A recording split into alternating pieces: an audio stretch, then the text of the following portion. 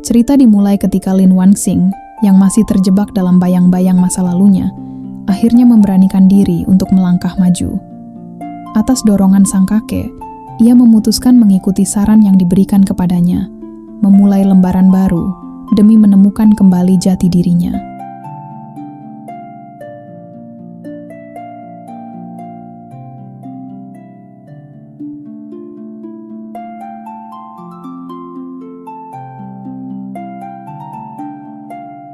Tiga bulan kemudian, di kota Hongjing, Lin memutuskan memulai kehidupan baru di SMA 8 Hongjing, sekolah tempat sang kakek pernah mengabdi. Tempat itu menghadirkan perasaan hangat dan nyaman, seolah menjadi awal yang tepat untuk perjalanan hidupnya. Pagi itu, Lin melamar pekerjaan sebagai guru di sana. Melihat prestasinya yang merupakan lulusan doktor psikologi, Pak Qian merasa heran ketika Lin justru memilih menjadi guru penjaga ruang olahraga. Meski terdengar tidak biasa, menurut Lin setiap pekerjaan layak dijalani dengan sepenuh hati. Berkat keyakinannya itu, ia pun diterima sebagai guru penjaga. Tak lama kemudian, Pak Qian mengajak Lin melihat ruang penyimpanan yang akan menjadi tempat kerjanya.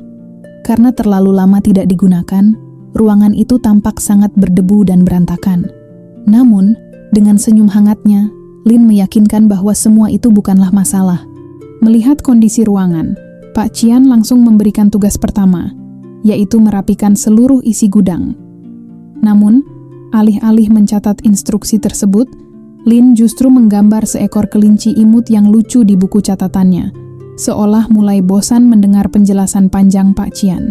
Merasa penjelasannya sudah cukup, Pak Qian menyerahkan kunci ruangan itu sebelum akhirnya pergi.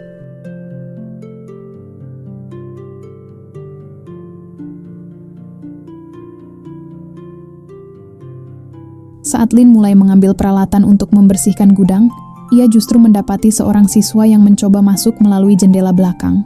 Karena tidak tahu bahwa Lin adalah guru baru, siswa itu malah mengejeknya dan mengira ia adalah siswi yang sedang dihukum.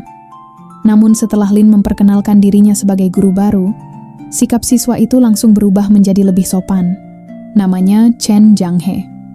Akan tetapi, ketika ditanya siapa dirinya, ia justru berbohong dan mengaku bernama Qin Ao dari kelas 12 ruang 5. Awalnya Chen hendak pergi begitu saja tanpa membawa bola yang ingin dipinjamnya. Namun bunyi ketukan pena Lin membuatnya kembali berbalik, dengan kupon peminjaman bola gratis sebanyak 100 kali. Meski aneh, Lin mengizinkan Chen meminjam bola tersebut, tetapi dengan dua syarat. Ia harus membantu merapikan gudang saat jam istirahat dan mengembalikan bolanya sebelum sore. Namun, ketika jam istirahat tiba, Chen sama sekali tidak datang. Sebaliknya, ia menyuruh temannya menggantikan dirinya membantu Lin. Saat jam pulang sekolah, Lin mendatangi kelas 12 ruang 5 untuk mencari Qin Ao. Di sanalah ia mengetahui bahwa siswa yang ditemuinya tadi sebenarnya adalah Chen Jianghe. Mengetahui Chen sering membolos demi bermain sepak bola, Lin pun pergi mencarinya. Di lapangan, ia melihat seorang pria duduk sendirian, lalu memilih duduk di sampingnya. Merasa terus diperhatikan, Lin menawarkan makanan yang dibawanya sambil berkata, "Jangan sungkan." Lucunya, pria itu justru mengambil seluruh makanan tersebut. Ketika Lin hendak menjelaskan maksud ucapannya, pria itu hanya tersenyum sambil membalas, "Jangan sungkan." Saat melihat seseorang menghampiri Chen, pria yang duduk di sampingnya memperingatkan bahwa orang tersebut adalah seorang penipu. Benar saja, pria itu berusaha membujuk Chen dengan janji bisa membawanya menjadi pemain sepak bola profesional demi keuntungan pribadi. Lin pun mengaku sebagai kakak Chen dan dengan sopan menolak tawaran tersebut. Setelah penipu itu pergi, Chen bukannya berterima kasih. Ia justru merasa diremehkan. Ternyata sejak awal Chen sudah tahu bahwa pria itu hanyalah seorang penipu. Ia juga sadar bahwa mimpinya masih terlalu jauh. Menurutnya, kesempatan menjadi pemain profesional lebih banyak ditentukan oleh siapa yang mampu memberi uang lebih kepada pelatih. Meski sempat bersikeras membawa bola pergi, Chen akhirnya mengembalikannya setelah Lin membohonginya menyebut nama Pak Qian.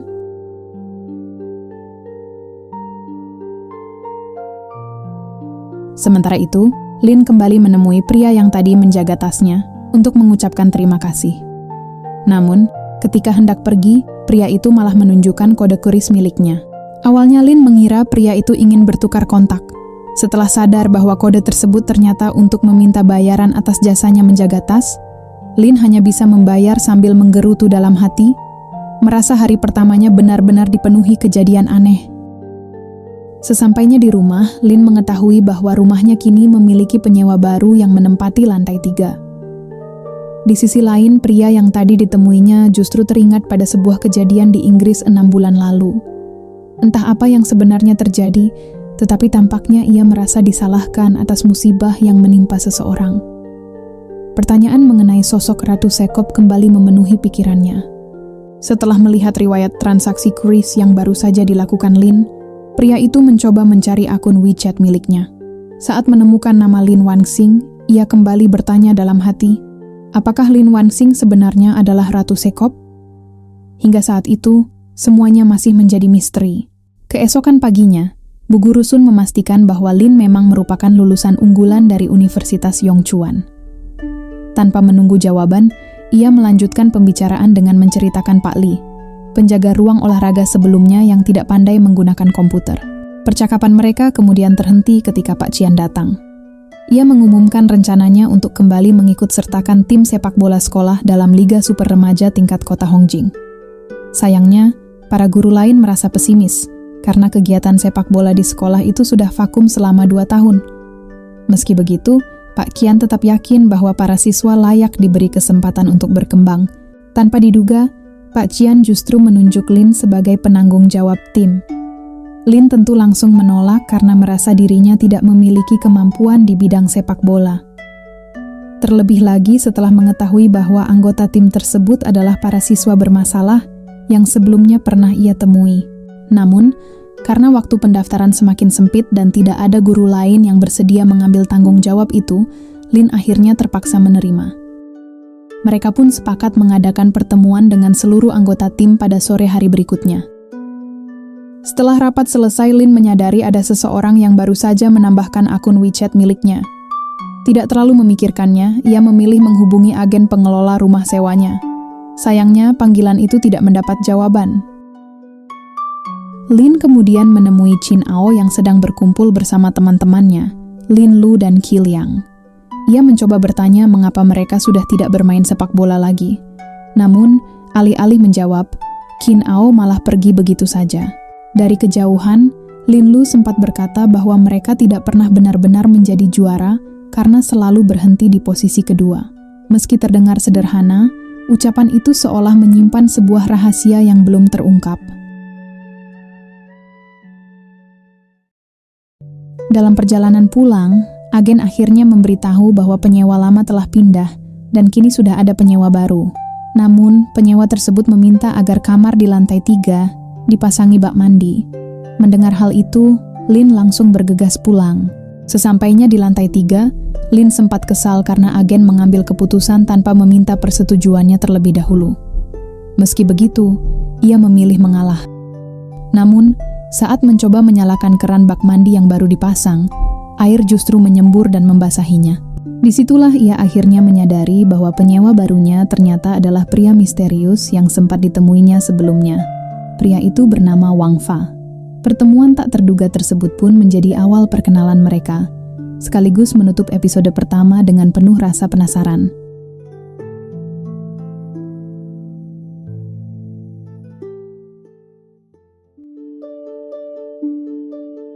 Hari pertemuan pertama pun tiba. Di ruangan itu, Fu Xinshu meyakinkan Lin bahwa semua teman mereka akan datang. Tak berselang lama, Wen Chengye pun hadir. Entah mengapa, saat melihat gantungan tas milik Fu, bayangan masa lalu Wen kembali terlintas di benaknya. Karena teman-teman yang lain tak kunjung datang, Wen memilih pergi. Meski beberapa saat kemudian teman-teman yang lain mulai berdatangan, ia tetap meninggalkan pertemuan itu tanpa memberikan alasan. Setelah semua berkumpul, Ibu Lin mengumumkan bahwa sekolah kembali mengikut sertakan mereka dalam kualifikasi Liga Super Remaja tingkat provinsi. Lawan yang akan mereka hadapi adalah SMA Eksperimen Ning'an pada Minggu sore pukul 2. Namun, alih-alih merasa senang, raut pesimis justru tampak jelas di wajah mereka. Mereka sadar sudah 2 tahun tidak pernah berlatih bersama.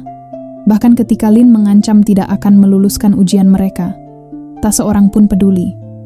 Mereka memilih pergi begitu saja. Fu menjelaskan bahwa meskipun mereka tidak lagi peduli terhadap kelulusan, ia akan terus berusaha mengajak mereka kembali bermain bersama.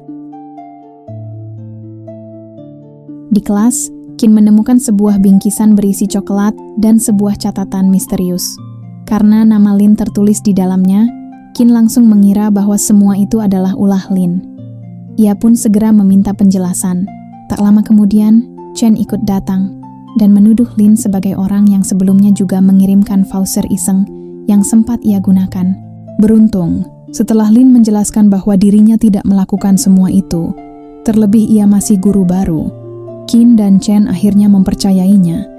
Mereka kemudian berusaha memecahkan teka-teki yang tertulis dalam catatan tersebut. Berkat kecerdikan Lin, petunjuk itu akhirnya mengarah pada nama Fu Xinshu. Dengan bekal petunjuk tersebut, mereka pun menemui Fu. Namun, Fu membantah telah melakukan semua itu. Sebaliknya, ia menawarkan sebuah kesepakatan. Ia bersedia memberitahukan apa yang diketahuinya jika mereka mau mengikuti turnamen Liga Super Remaja. Karena tim masih kekurangan satu pemain, Fu kemudian mengajak Wen untuk ikut berpartisipasi. Di luar dugaan, Wen menerima ajakan itu. Jawaban tersebut membuat Fu merasa sangat senang.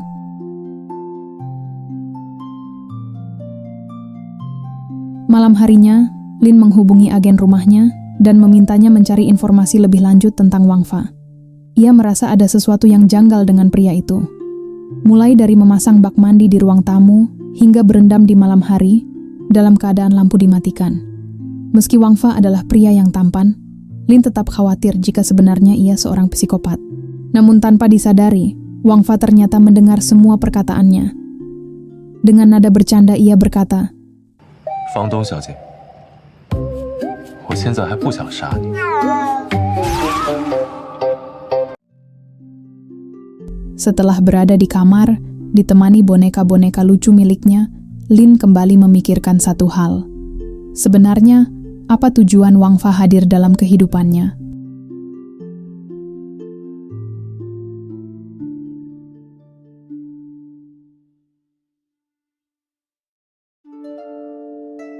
Hari pertandingan kualifikasi akhirnya tiba. Sambil menunggu kedatangan Wen, Qin dengan penuh percaya diri menceritakan keahliannya melewati lawan di lapangan. Namun, Chen hanya tersenyum dan mengatakan bahwa itu semua hanyalah cerita masa lalu. Karena Wen tak kunjung datang, Qin menyarankan Fu menghubunginya melalui pesan. Sayangnya, balasan yang diterima justru mengecewakan. Wen mengatakan bahwa dirinya tidak mungkin datang. Jawaban itu membuat semangat mereka seolah memudar. Beruntung, Pak Qian datang tepat waktu. Ia menyemangati mereka dan mengatakan akan berusaha mencari pemain pengganti. Dengan keyakinan itu, mereka akhirnya berangkat menuju Yongchuan. Sesampainya di sana, rasa minder sempat muncul ketika melihat tim lawan datang dengan persiapan yang jauh lebih matang. Bahkan bis yang mereka gunakan terlihat begitu mewah. Tak lama kemudian, mereka juga bertemu dengan teman-teman sekolah yang sedang mengikuti lomba kimia. Setelah itu, Chen Weidong datang sebagai pengganti Wen.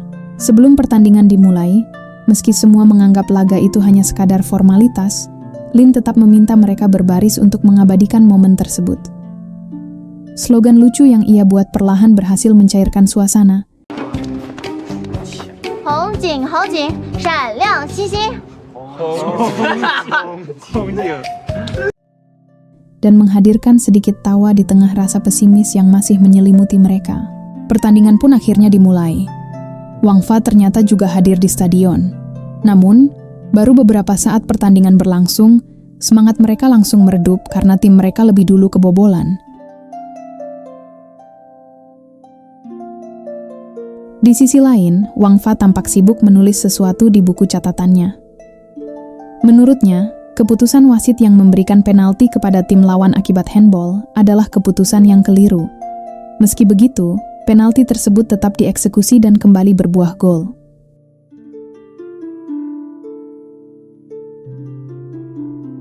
Skor pun berubah menjadi 2-0. Walaupun sejak awal mereka terus mengatakan bahwa pertandingan ini hanyalah formalitas, Lin yang bahkan masih awam tentang sepak bola dapat merasakan betapa besar tekad mereka untuk menang. Mereka tetap berjuang tanpa menyerah. Episode ini berakhir dengan Wang Fa yang kembali menunjukkan kode pembayaran kepada Lin.